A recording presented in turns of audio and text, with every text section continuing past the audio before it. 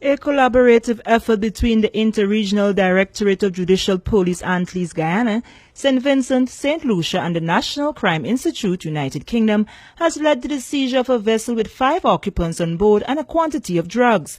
The boat is registered in the state of Grenada, and 3 of the people detained were Grenadians, 1 Dominican and another whose identity has not been ascertained.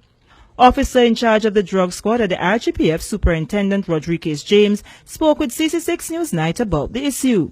Well, on Wednesday, I received information from the French Navy that they had interdicted a Grenadian vessel with 4 or 5 men on board, and there was a quantity of cannabis was found, was seized on the boat. And they also said that during the approach to the boat that they saw them jettison in some of the drugs overboard.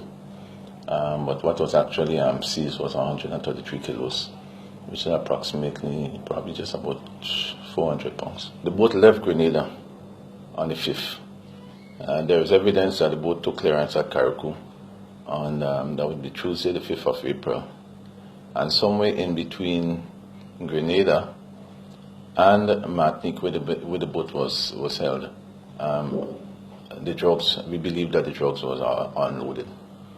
And in between there, we know we have St. Vincent, which is a major marijuana supplier as far as the Caribbean is concerned. So it's reasonable to suspect that the drugs may have been loaded somewhere outside St. Vincent and the Grenadines. Superintendent James makes mention of the names of the Grenadians involved, stating they are from the sister isle of Carriacou. Based on the records we have 3 of the crew members are actually Grenadians, and one Dominican.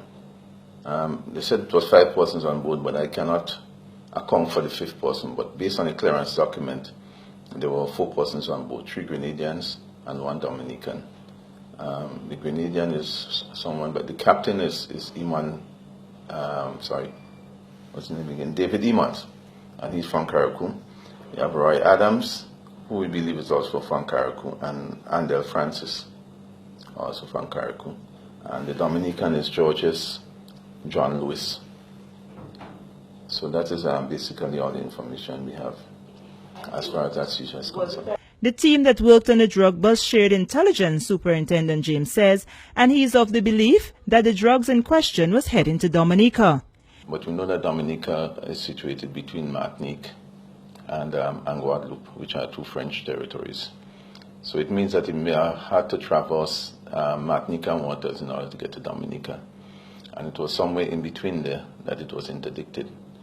I believe that there may have been some collaboration between both St. Vincent, Dominica, and the Martinique, because we all share maritime waters, maritime boundaries, and once intelligence is received of any drug activity within that region, then it is normal for the various countries to share the intelligence and try to interdict whichever vessel that is traversing. The French system is a bit different to ours. So I do not know when they'll be going to court or whether they'll be granted bail or as the case may be. But I do know that there was a request for the owner of the vessel to come to Martinique with proper identification so that the vessel can be handed back to him. And that is as much as I can say as it relates to the trial and the seizure of the vessel. The drug bust last Wednesday, Superintendent James says, is the second in 6 weeks involving a vessel registered in Grenada. There was one previously held somewhere around Jamaica or thereabout.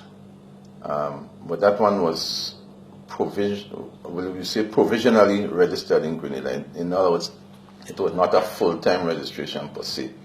Maybe it was registered for the purpose of making that particular voyage also.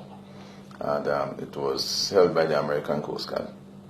But although it's Grenadian registered, but the owner is not actually Grenadian per se, is a Grenadian national, but he do not live in Grenada.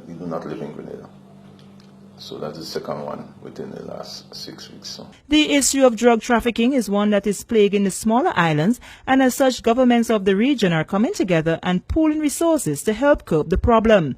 Sherry Ann Noel, CC6 Newsnight.